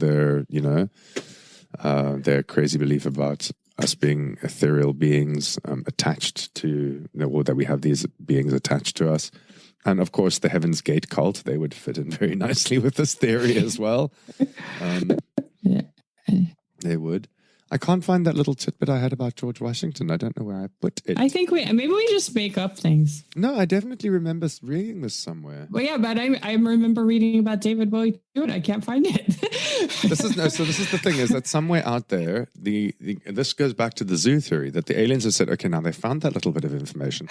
Now take it away and let's see what they do. We're like throwing bananas at the window. Stop it. Bananas, I know, I saw it. On them. But they've got strings on them, so they're like teasing us with the banana. They're pulling it back. There was definitely something somewhere on the internet about George Washington. It was somewhere and on the internet. David Bowie. And David Bowie. We're sure of it. There've been a few different famous people who've had encounters or say they've had like encounters with extraterrestrials. Anyway, okay, so we'll have to do a bit more poking around. We'll have to do a bit more poking around and see what we can find at a later date. But we've got lots and lots of UFO kind of themed. Yeah, we'll come back to it. We'll do our PS. We will come back to it once we've had. But if anyone's interested and they want to go to all of these channeled messages from the Pleiadians, there are a ton on YouTube and Google, etc. Yes. So they are interesting. And you know what I do like about a lot of, except for the Greys, most of the alien messages that come through, even if you don't buy into it, it's really all love and light and harmony. It's nothing like sell your children and spend this much money to join our cult. Like it's just be better human beings, be nicer, love each other. So that I don't see any harm from it regardless of the source. It was also something that I came across in my research as well, that the beings from the Pleiadians, or the Pleiadians from the Pleiades, they're like you said at the beginning, they're kind of more in touch with like the like love, compassion, and like healing energies, all for the betterment of our species. Like they're here to protect us, to help us advance. Whereas they say like the reptilians are the ones who are like here to manipulate politicians. Yeah, and Queen Elizabeth. But they're here to manipulate and control us. So it's like it's almost as if like these different races. I kind of think of them almost a little bit like having the devil on one shoulder and an angel on the other one. But like on the kind of the devil's side, they're kind of manipulating us and see if they can drive us towards things like nuclear war and self-destruction. Whereas the Pleiadians on the other side saying like, you don't have to do this. It doesn't have to be this way. If you there is a better way. If you find enlightenment, elevate, change your vibration. Change your vibrations. Right. Yeah, definitely. All right. So do we have any shout outs that you would like to do this week? To David Bowie, George Washington. You know he's listening. And Linda. Oh, yeah, Linda Moulton Howe. Huge shout out. I'm going to absolutely shout out to Linda Moulton Howe for being one of the most amazing investigative journalists who covers this type of content. Honestly, if you've not checked out Earth Files, whether it be on her YouTube channel or just www.earthfiles.com, you are missing out. She's got thousands and thousands of articles that she's specifically written and curated for the Earth Files. She goes into things about cattle mutilations, about UFOs, about abductions, about, oh goodness, the list is so long. Crop circles. I mean, the list is so long. There isn't something she hasn't covered. Most fascinating interviews as well. We should try to get Linda on the show. Linda, do you want to come on the show sometime? We'll see if we can. We'll squeeze you in. Linda. Well, raise your vibration and you can send her a psychic message. And also, she loves cats, so that puts her high up on my list of great people. See, you're good to go. Yeah, people who like cats are generally more enlightened beings. So definitely. There you go. I've been looking into getting a finger monkey. What does that make me? What the hell is somebody a finger that shouldn't monkey? have? You have to look it up right now. Okay, I'm going to go and find the students were joking about getting me a fox. I didn't know you could own a fox and like those little foxes in Arizona. And then we got off on this tangent about what we could own in Arizona. Oh my God, and there's one of them a finger monkey. I want a finger monkey. Is that the most adorable thing ever? We do get them in South Africa as well. They're called marmosets, right? A marmoset. Oh, are they? Yes. I just called them a finger monkey. Yeah, they're marmosets. They're actually really, really aggressive little animals. Well, they said they were mischief makers, but I was like, how mischievous could they get if they're the size of your finger? I could deal with that. They're about the ones that I've seen, they're about the size of I'd say about the palm of my hand. Right. They're super, super mischievous, but they're also very, very aggressive. They'll scream at you, they run at you. When you encounter one, they're actually, as small as they are, absolutely fucking terrifying little things because they move so quickly. They look so cute. They are, but that's where they lull you into a false sense of security that way. Oh man. To those who are pure, all things are pure. That's why I just don't know. They are super fast. They're monkeys, so they can get all over the place. They are very cute. There's no denying how cute they are, but I had a weird encounter with one when I was a kid, and I'm a little bit Can't wary. Get the aliens to come to you, but you know about the finger monkeys. Okay, what happened? We went on a camping trip, and it was myself and it was my family, and a friend of mine in middle school had come along with us. Her name was Hazel. Shout out to Hazel. And we stopped along the way at some place for lunch, and it was I remember it's like this random kind of hotel in the mountains somewhere in South Africa, like nothing and nothing and nothing for miles and miles and miles. Boom, hotel, nothing for miles and miles type of thing. And this hotel had like a little tea garden and a restaurant and like chalets that you could stay in. We didn't stay overnight. We just stopped with the food. And they also had this like little petting zoo or like a little like kind of like an aviary, like a bird sanctuary that you could kind of walk through. And we walked through, we were having a look through, and they're, goat and whatever, your regular type of petting zoo animals. And then we went into the bird enclosure where it was all obviously fenced in. And, they had things to contain all the birds from flying away. And I believe they take rescue animals from the wild who've been injured or whatever, or get hit by cars. They end up at this place for rehabilitation as well. Anyway, long story. We were walking through this the aviary section where all the birds were. And they told us that there were monkeys there as well. They've got different types of monkeys, squirrel monkeys, baboons, and these marmosets. And we got to this one section where a tree had, an old tree, a limb had fallen off and kind of broken one of the cages. And of course, being teenagers, we ignored the warning not to go in that direction. So off we went in that direction. Of course. And it just happened to be the marmoset cage that had broken open. And I remember looking in going, oh, I wonder what used to be in here. And about 12 tiny little monkeys screaming and running towards me. So, things are very cute until there's 12 of them. And then they're not cute anymore. I just wanted one. Wanted one. Yeah, maybe when they're by themselves, they're much cuter. But when in a group of 12, they're fucking terrifying little things. That's an army. That's an army. It was a monkey army. Dorothy would have known what to do. That's basically 2 hands and 2 fingers. Yeah. That's not a finger monkey anymore. No, that's not a finger monkey. That's handfuls of monkeys there. Marmosets. Well, all right. I'll put that off my pet list, I guess. They are very cute, though. There's no denying it. Okay, so my shout-outs. I'm going to give a shout-out to one of the Instagram users who's been doing a lot of help with, posting about our content on their page. Her name is Lexi, Lex with a capital E, and I'm just trying to frantically find the name of her user account on Instagram. Her user account on Instagram is called, he said as he spoke and stalled very, very slowly, is called, I can't find it now. Always when you're trying to find something. Why? And now Jenna Stone will sing you a song. It's Lexi, Lexi, and then a capital E. And she is from octoberallyear.com. And she travels around in the States and finds all haunted places with very interesting history. But she has been such an awesome supporter of our podcast. So massive thanks to her. And just a general thank you, Lexi. And just a general thank you to everybody out there who supports our podcast, because amazing. We reached 2,500 downloads this week, by the way. I don't know if you know. Awesome. Yeah. I did see that. Fucking amazing. And on the Listen Notes app, which is one of the podcast apps that you can find our podcast on, we are listed in the top 10% of global podcasts. Top 10%, baby. 10%? Top percent. In global? The whole world? The whole world. Of all the millions and billions of podcasts in the whole world, we are in the top 10% on Listen Notes. That is exciting. We are fucking hot shit right now, let me tell you. Wow. Yeah. That is super cool. Team. Go team. But the team is not just us, right? It's all the zoners. It's all the people.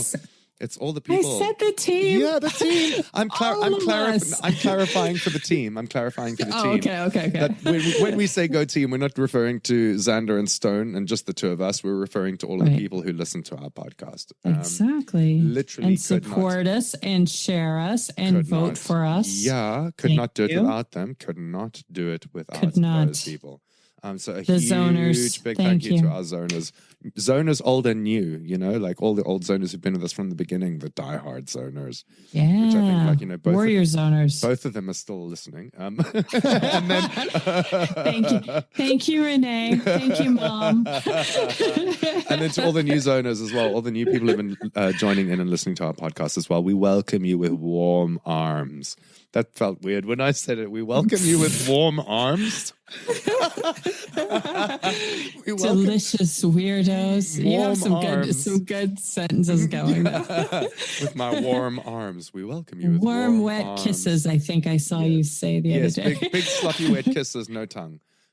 Because no tongue. tongue we're saving for 5,000 downloads. Yeah, right. You really have to work for the tongue. Yeah. We don't just give it away here on Xander and Stone.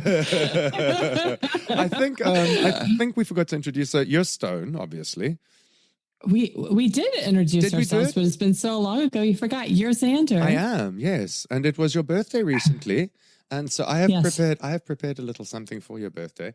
Other than has your UPS package arrived yet? No. Son of a bitch. Like I'm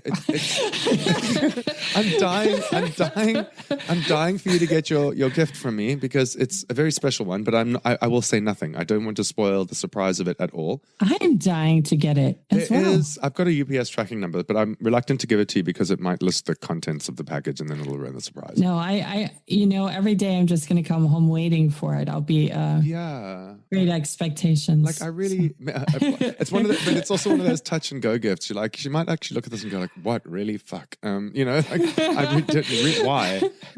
Or you might be like, "Okay, I'll this is report amazing. back next week." I hope you think it's amazing. Let's make a deal now. If you don't think it's amazing, we'll just never bring it up. Okay, just never. Don't say anything about it. Just never bring up the fact that I got you a birthday gift. Okay. I can make that deal. Okay. I know you well enough to know. I'm betting on you. Okay, all right. I think you'll No like pressure. it. Though. I think you'll like it, though. I think you'll like it. And then there is another little something that I prepared for you here, but of course now my phone is taking forever to load, so we're just going to have to maybe scrap that. Things are slowly starting to fall apart on the Xander and Stone show right in this minute.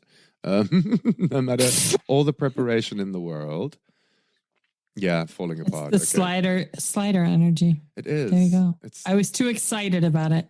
Could you just chill out? If you could just tone it down a notch. While we're waiting for that to happen, while I'm waiting for that to happen, do we have any housekeeping that you can think that we need to do? Other than, of course, we would like people to go to the show notes below and find the link to the podcast magazine because we want you to vote for us to be included on the top 50 podcasts with the podcast magazine. Also, if any podcasters, and we have loads of podcasters that we talk to, if you haven't checked out the podcast magazine yet, you absolutely are missing out. It is a super, super cool publication. They do a physical magazine, but they also do an e-copy. They have loads of resources available for podcasters. They've got the podcast top 50 every single month. You want to get on that list. Great exposure.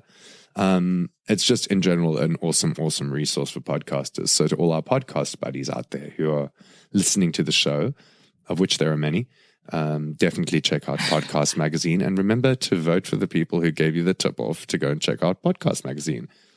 Which would be us. And then we have our exciting contest as well. We do, yes. Tell us about that. We do. I will tell you about it. I wish they had like your face in that moment. Tell me about it as well. I would also. I'm going like, yes, tell the listeners. Our exciting contest for the next 3 months, whoever gets us the best guest, the most noteworthy, recognizable guest, Xander will use his tongue with his wet, sloppy kiss for you.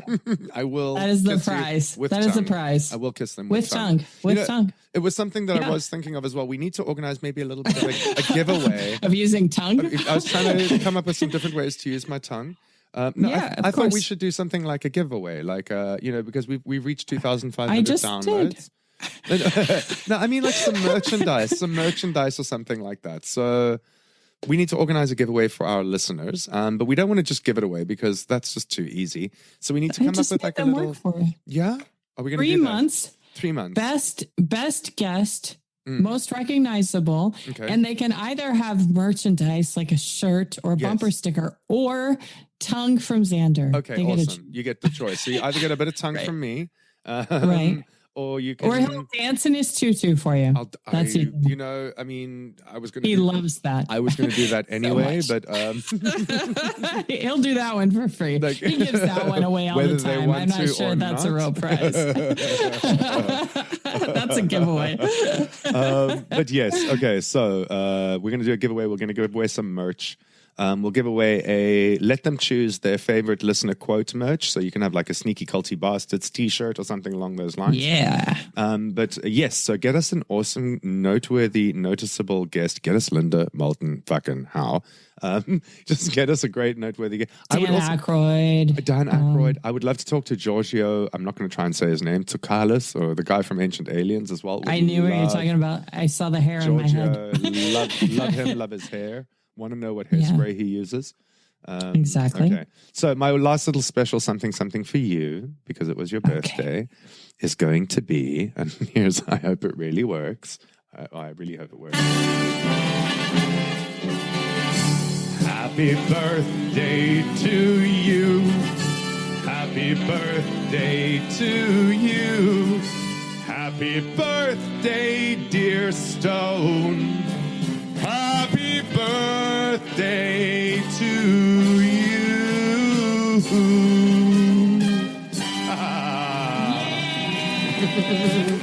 I thought I'd sing the happy birthday song for you. That was live singing, just so the people know. I actually just sang that right now.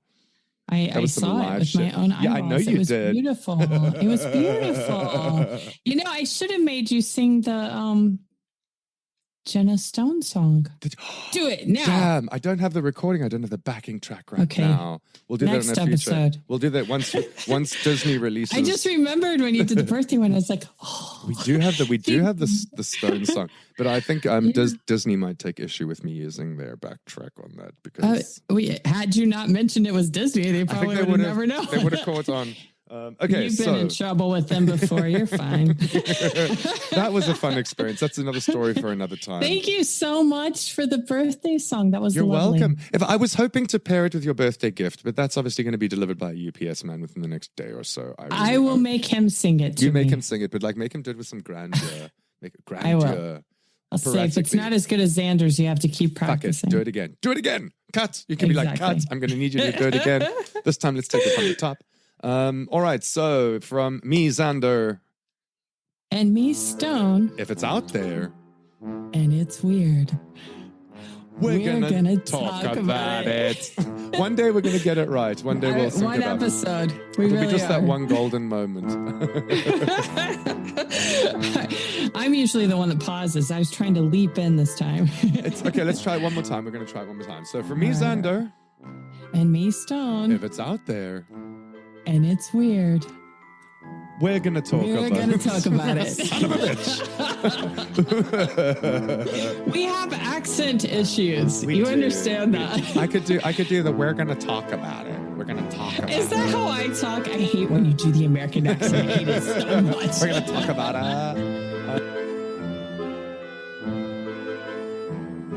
We hope you enjoyed today's episode. If you want to reach out to us and tell us your story, you can go and leave us a voice note on the Xanderstone website by following the link in the show notes below.